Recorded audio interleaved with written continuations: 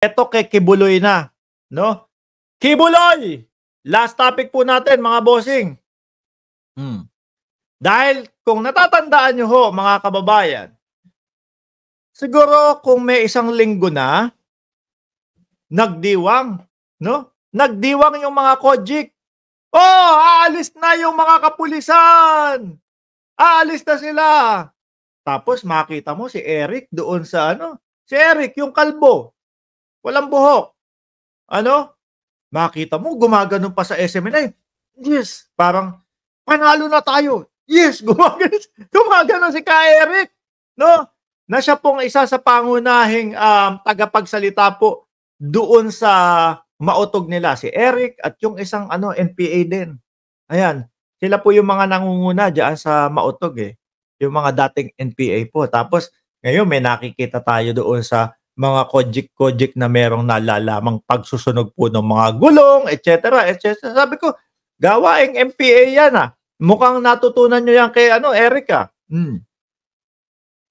For the win daw po. Sabi, di ba, Randy, Kiborat, for the win, si Kibuloy. Kasi aalis na yung mga kapulisan. Bigla ho, mga kababayan, inexplain, no? Ni DILG Secretary Benhur Abalos, saglit lang. Anong sinasabi niyong aalis ang aming kapulisan dyan?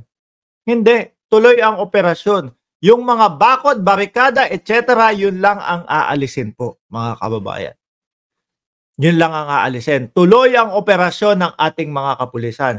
Ngayon po, mga kababayan, balita po sa Philippine State Controlled Media, PTB. Just in, kapapasok lang.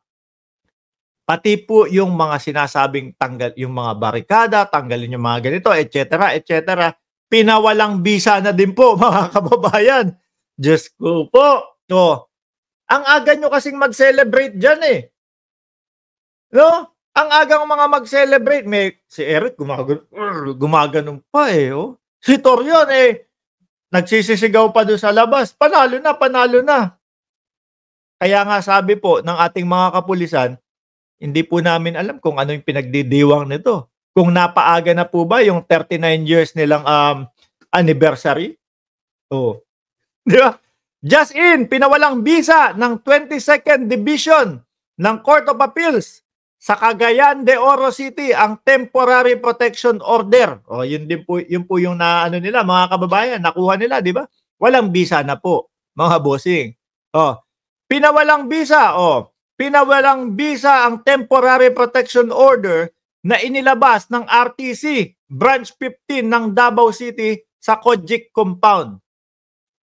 Ang desisyong ipinalabas ng nakakataas na korte, the court find that the public respondent RTC Branch 15 Davao City has acted without kumikilos ng walang pahintulot o authority cognizance of the amparo case. Ayan. Naku It follows that the issuance of temporary protection order has no basis, walang basihan ho, mga kababayan.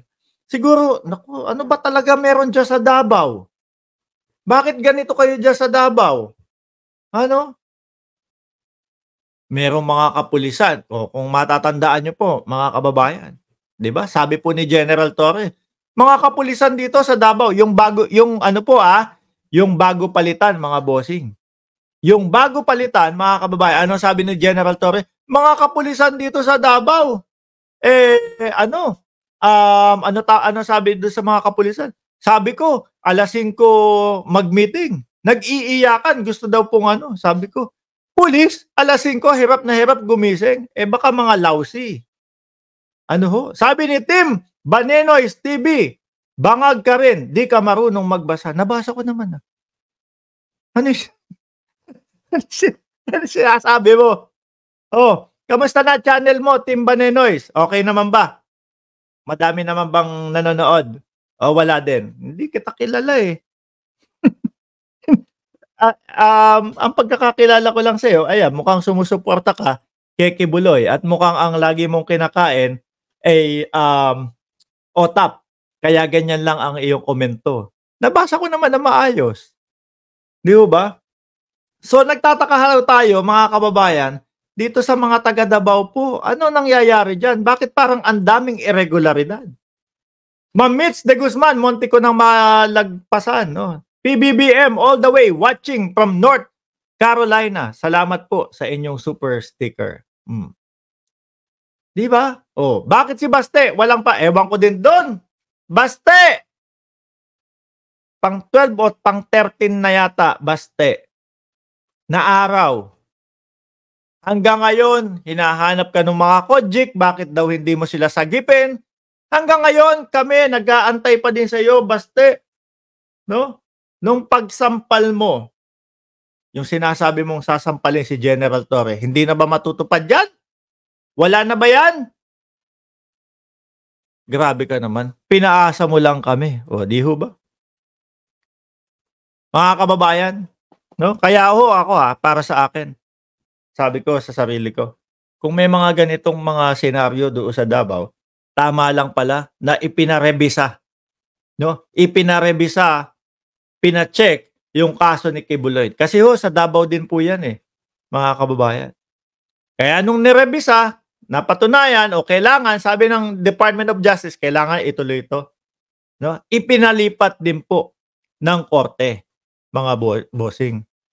Ipinalipat po ng korte, mga kababayan, doon sa Pasig at saan ba yung isa? Nakalimutan ko na. Pasig yung isa Kaya mga boss, chief, amo, sir, ako po, kung sakali na lumabas si Kibuloy, hindi ko alam kung lalabas pa yan. Kasi ang vice-presidente, tapos si Pantaleon Alvarez, paulit-ulit sila, sinasabi nila, nasa langit na. Sabi ko, ano ba, may nagpategi na ba kay Kibuloy? Bakit paulit-ulit yung sinasabi na nasa langit na si Kibuloy? Mga kababayan, 11:15 dito sa aking lugar. Ako'y kakain naman po, no? Iiwanan ko na kayo. Sabi ni Edward La Chica, takot si Baste kay Torre. Migs Nograles, for Mayor Davao, trabaho, hindi takot sa droga sa Davao. Ayan. 1,801 viewers. 1,817 viewers. Huwag niyo pong kalimutan na i-like, i-subscribe, at i-share itong mga bidyong ginagawa po natin. Muli po, ako'y magpapaalam na mga bossing, chief, amo, sir.